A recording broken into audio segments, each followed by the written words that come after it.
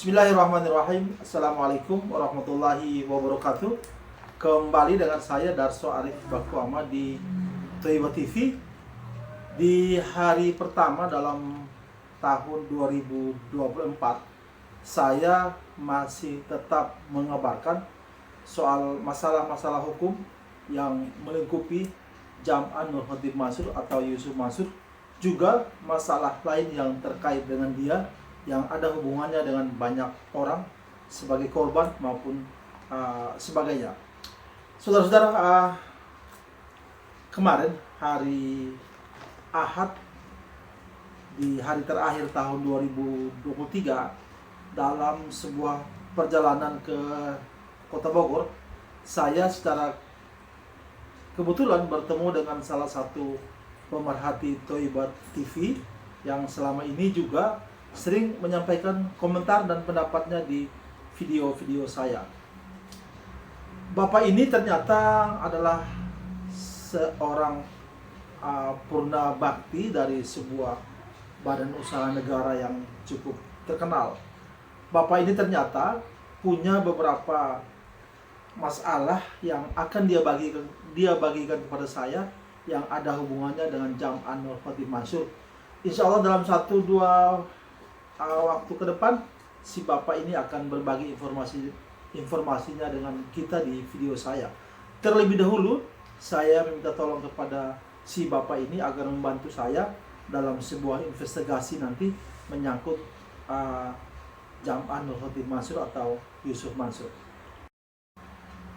Saudara-saudara, dalam beberapa hari terakhir ini ada beberapa pemerhati Toiba TV, juga para korban dari investasi rumah Kaisal Mansur di Tangerang itu mengirimi saya sebuah video, yang mana video itu terlihat Jam'an atau Yusuf Mansur sedang bersama beberapa polisi. Nah, bapak polisi yang ada dalam video itu menyampaikan beberapa keterangan, yang mana keterangan si bapak polisi ini terlihat sama seperti opini yang selama ini terbangun terhadap Yusuf Mansur, yakni mencari sedekah, mencari investasi, dan lain sebagainya, yang mengatasnamakan atau yang membawa-bawa nama agama dan idiom-idiom agama lainnya, sehingga orang-orang beranggapan bahwa video itu terkait langsung atau terkait sendiri dengan Yusuf Mansur. Padahal sesungguhnya video tersebut adalah keterangan dari bapak-bapak polisi di Polres Surabaya Kota yang terjadi pada tahun 2020 lalu. Peristiwa ini, saudara-saudara, terkait dengan masalah hukum yang menimpa PT Cahaya Mentari Pratama dan direkturnya yang berinisial NS. Ketika itu banyak masyarakat yang mengadukan perusahaan ini, yang mana perusahaan ini telah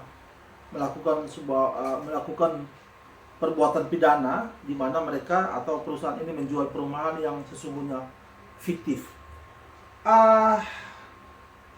Perusahaan ini dalam brosur-brosurnya itu membuat atau mencantumkan nama Yusuf Mansur sebagai bagian dari usaha perumahan yang belakangan diketahui fiktif tersebut. Kemudian setelah pemiliknya atau direkturnya ditangkap, Polres Surabaya memanggil Yusuf Mansur sebagai salah satu saksinya. Nah, setelah Yusuf Mansur diambil keterangan sebagai saksi, kemudian pihak Polresta Surabaya memberikan keterangan.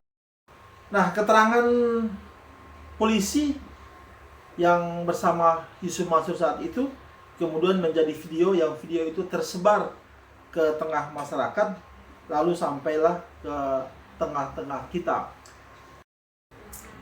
Saudara-saudara, peristiwa perumahan di Sidoarjo ini yang kemudian ditangani oleh Mapolresta Surabaya yang sudah berketetapan hukum, pemiliknya sudah dihukum, bahkan mungkin sekarang sedang menjalani hukumannya.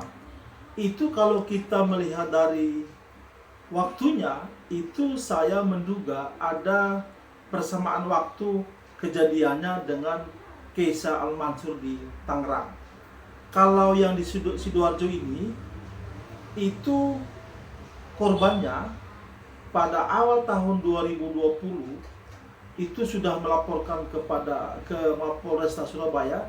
Kemudian pada pertengahan tahun 2020 itu polisi langsung menangkap direkturnya, kemudian Jam'an dipanggil untuk bersaksi.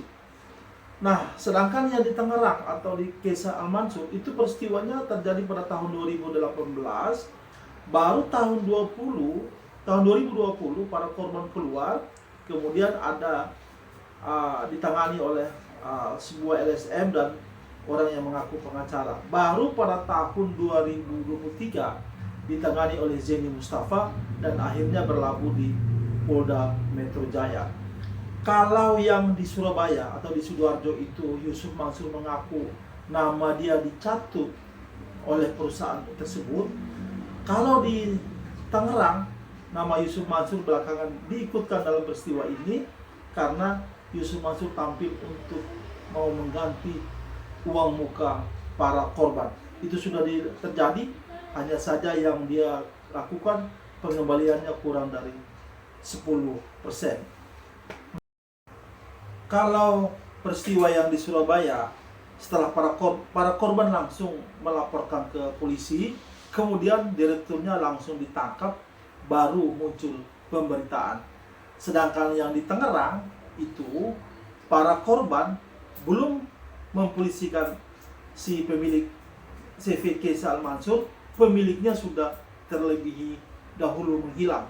Baru belakangan setelah ditangani oleh Zeni Mustafa baru melaporkan ke Polda Metro Jaya, yang perkembangannya nanti akan saya beritakan di sini.